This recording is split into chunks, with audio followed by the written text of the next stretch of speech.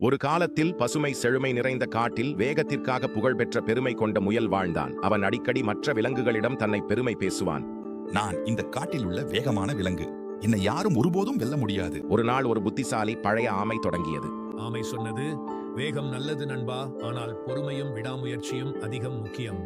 முயல் சொன்ன, ஹா நீயா என்ன வெல்ல போறியா? இதுவரை நான் கேட்ட மிக காமெடி விஷயம் இதுதான். அப்போ ஓட்ட போட்டி போடலாம். அப்படியே ஓட்டப்போட்டி தொடங்கியது. முயல் விரைவாக பாய்ந்து ஆமையை வெகு தொலைவில் விட்டுவிட்டான். தன் வெற்றியில் நம்பிக்கை கொண்ட முயல் ஒரு நிழலான மரத்தின் கீழ் நின்று நினைத்தான். ஆமை மிகவும் மெதுவாக இருக்கிறது. எனக்கு ஓய்வெடுக்க நிறைய நேரம் இருக்கிறது. ஆனால் ஆமை நின்றுவிடவில்லை. அவன் மெதுவாகவும் நிலைத்திருப்பாகவும் ஒவ்வொரு அடியையும் விடாமல் ஒருபோதும் கைவிடாமல் முன்னே சென்றான். நேரம் கடந்தது.